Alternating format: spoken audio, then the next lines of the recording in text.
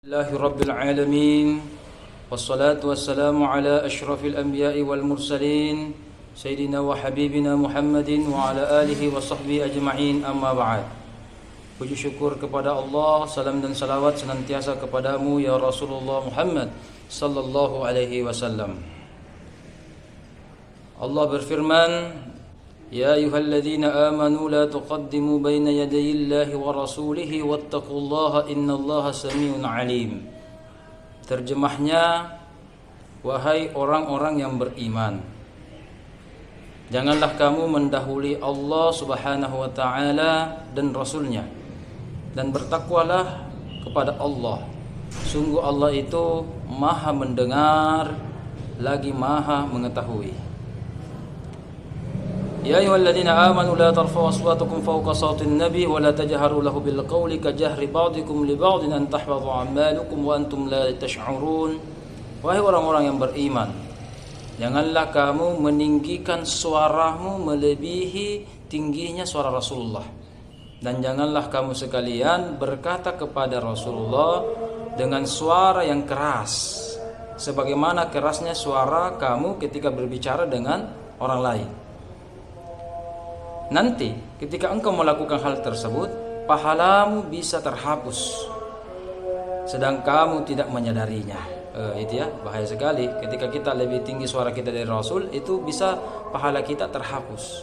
Yang ketiga, sesungguhnya orang-orang yang merendahkan suaranya di sisi Rasulullah, mereka itulah orang-orang yang telah diuji hatinya oleh Allah untuk bertakwa. Yang dimaksud dalam ayat ini nanti adalah Abu Bakar As-Siddiq. Sebentar kita akan sedikit jelaskan bagaimana terjemahan global dari ayat ini. Mereka akan memperoleh ampunan dan pahala yang besar. Berarti ini kebalikan dari ayat 1-2, yaitu nanti orang-orang yang durhaka atau orang-orang yang meninggikan suaranya, tidak kurang berakhlak, itu mendapatkan pahala yang terhapus di sisi Allah Subhanahu wa taala. Kebalikannya, hadis ini diinformasikan mereka yang tidak melakukan hal tersebut dan melakukan kebalikannya, maka mereka itu memperoleh ampunan dan pahala yang besar dari Allah Subhanahu wa taala. Poin yang keempat adalah sesungguhnya orang-orang yang memanggil engkau Muhammad dari di luar bilikmu, kamarmu, kebanyakan mereka pasti tidak berakal dan tidak mengerti. Disinilah kata-kata hujurat. Hujurat itu artinya kamar atau biliknya Nabi Muhammad SAW. Ya, di samping Masjid Nabawi yang sekarang menjadi raudhah. Disitulah bilik hujuratnya, kamarnya Nabi Muhammad SAW. Oke, kita lanjut. Dan sekiranya mereka bersabar sampai engkau keluar menemui mereka, tentu akan lebih baik bagi mereka, dan Allah itu maha pengampun lagi maha penyayang. Prof yang kami muliakan dan segenap dokter yang kami hormati, bahwa surah Al-Hujurat itu dari aspek urutan di dalam Al-Quran itu adalah urutan yang ke-49. Tetapi dari aspek turunnya ayat ini, inilah 10 terbesar, 10 surah yang terakhir turun. 10 surah yang paling terakhir turun kepada Nabi Muhammad. Tepatnya dengan catatan saya dalam kitab Al-Itqan karya As-Suyuti itu, inilah surah yang ke-105 turun dari 114 surah yang Allah turunkan kepada Nabi Muhammad SAW. Dan karena ayat ini banyak indikasinya ya ayyuhallazina amanu, ya, kalau kita membaca surah Al-Quran, kata-kata yang dimulai dengan ya ayyuhalladzina amanu itu cenderung ayat atau surah yang turun di Madinah. Kalau yang turun di Mekah namanya ya ayyuhan nas, wahai manusia secara umum. Ada orang kafir di situ, ada orang musyrik di situ, dan masih sedikit sekali yang beriman. Sementara kalau ya ayyuhalladzina amanu itu turunnya di Madinah secara umum, karena situ sudah banyak orang-orang yang beriman kepada Allah Subhanahu wa taala, dan tinggal segelintir di antara penduduk Mekah yang memeluk agama Nasrani maupun Yahudi. Ada namanya asbabun nuzul dalam memahami ayat ini, yaitu latar belakang yang melatar belakangi peristiwa, ya, peristiwa yang melatar belakangi ayat ini atau beberapa ayat ini turun, surah ini turun kepada Nabi Muhammad SAW. Diawali dengan sebuah peristiwa berdiskusinya antara Abu Bakar dengan Umar bin Khattab.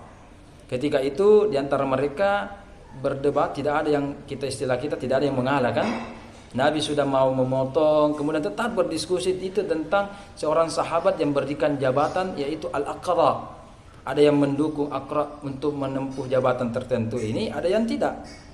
Dengan suara yang lantang Abu Bakar dengan Umar bin Khattab. Ini salah satu sahabat dekat Rasul ini, Khulafaur Rasyidin.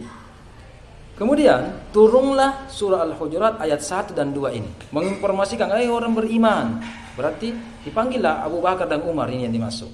Janganlah engkau mendahului memotong Allah dan Rasul. Jadi kalau Allah dan Rasulnya berbicara, jangan dipotong.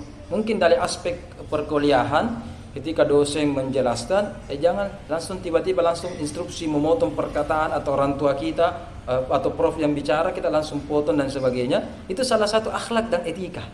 Dan salah satu ciri dari ayat-ayat Madinah adalah banyak berbicara tentang akhlak. Ya. Di Makkiyah itu banyak berbicara tentang akidah. Kemudian awal-awal Madaniyah itu banyak tentang ibadah. Makanya solat jamaah, solat Jumat di situ mulai ditegakkan. Kemudian puasa Ramadan juga mulai disyariatkan. Nah, setelah akidah bagus, kemudian ibadah juga bagus, maka 10 ayat terakhir yang turun kepada Nabi Muhammad itu banyak berbicara tentang akhlak. Di antaranya surah Al-Hujurat ini, yaitu bagaimana adab kita kepada Nabi dan kepada orang tua dan orang-orang yang dituakan. Itu ya. Karena Nabi Muhammad SAW bersabda, ma'afqalah, tidak ada sesuatu yang paling berat dari mizan, timbangan Allah, neraca Allah nanti di akhir kerat, kecuali namanya khulukun azimun, akhlak yang mulia.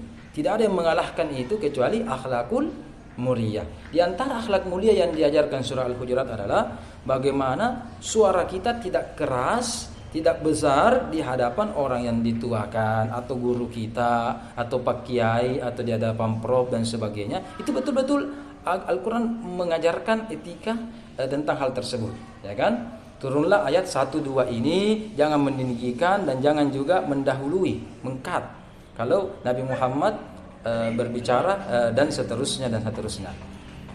Setelah turun 2 ayat ini, Abu Bakar bernazar, kalau begitu mulai saat ini saya tidak mau ajak bicara Rasulullah kecuali dengan cara yang lembut dan bahkan banyak berbisik-bisik kepada Rasulullah sallallahu alaihi wasallam. Maka turunlah ayat ketiga mengapresiasi perubahan yang dilakukan oleh Abu Bakar. Ya, ayat ketiga itu berbunyi, innal ladzina yaghudduna aswatahum, yaitu sesungguhnya orang-orang yang merendahkan suaranya di sisi Nabi Muhammad, itu Abu Bakar yang dimaksud. Karena dia sudah bertekad mau berubah. Kalau begitu dia mau rendahkan suaranya, maka itulah orang-orang yang diuji hatinya, diberikan pemahaman hatinya oleh Allah Subhanahu wa taala untuk bertakwa. Maka mereka lah itu mendapatkan ada 2 fadilah yang didapatkan, yaitu ampunan Allah dan pahala yang besar di sisi Allah Subhanahu wa taala. Pahala itu ada 2, bisa di dunia dalam keadaan bahagia, keberkahan, ya kan, kegembiraan. Anak yang cerdas itu juga dalam bentuk pahala di dunia, apalagi dalam bentuk pahala di akhirat, surga al-liqa, yaitu bahkan bisa melihat Allah Subhanahu wa taala. Itu panjang diskusinya tentang hal tersebut.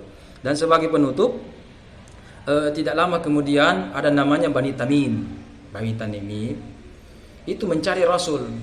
Dia sudah mengatakan, ya Rasulullah, kami semua ini mana Rasul, mau masuk Islam ya Rasulullah, mau sholat, mau berpuasa, kita semua ini ikut sama engkau ya Rasulullah. Tapi dengan cara panggil-panggil Rasul, itu namanya kurang etis kan? Dengan niatnya mungkin bagus, tapi caranya kurang etis, kurang bagus. Makanya ditegur, innal ladzina yunadunaka, orang-orang mereka itu Bani Tamim. Beberapa orang kelompok Bani Tamim itu yunaduna kami wara'il, dia panggil-panggil engkau ya Rasulullah dari luar sana. Itu mereka itu tidak berakal. Masa Nabi Muhammad SAW utusan Allah istilahnya dipanggil-panggil begitu kan? Maka ditutuplah dengan ayat kelima, walau annahum sabaru, sekiranya dan atau seandainya mereka semua itu lebih sabar, tunggu saja begitu ya, tunggu saja. Kemudian Rasulullah istirahat atau Rasulullah masih ada di kamarnya, tunggu saja di luar, kita menunggu sampai pasti cepat atau lambat Rasulullah pasti keluar. Maka itu jauh lebih baik. daripada Anda memanggil Rasulullah SAW tidak jelas begitu. Dan ayat ini saya praktekkan ketika 11 tahun yang lalu ketika masih S1, bimbingan di hadapan Pak Kiai Mustamin namanya, Ketua MUI Makassar. Daripada kita ketika itu belum ada HP apa dan sebagainya, beda dengan sekarang sudah sangat canggihnya, kita bimbingan, ya tunggu saja di depan rumahnya. Kalau ada keluarganya kita tanya, ada Pak Kiai, ada guru tak? Oh iya, tidak ada. Ya, dan beberapa hari saya lakukan, menunggu setengah jam, 1 jam, 2 jam, tidak ada, pulang lagi, hari berikutnya ada. Akhirnya, walhasil, hari keberapa itu, alhamdulillah, kita ketemu dengan beliau. Inilah salah satu namanya adab atau etika dari Al-Quran, namanya akhlakul Qur'ani, akhlak Quran yang harus kita amalkan di kehidupan sehari-hari. Mungkin kurang lebih 10 menit sudah kita jelaskan. Mungkin demikianlah pemahaman global dari ayat ini. Saya kembalikan kepada Dr. Budi. Terima kasih.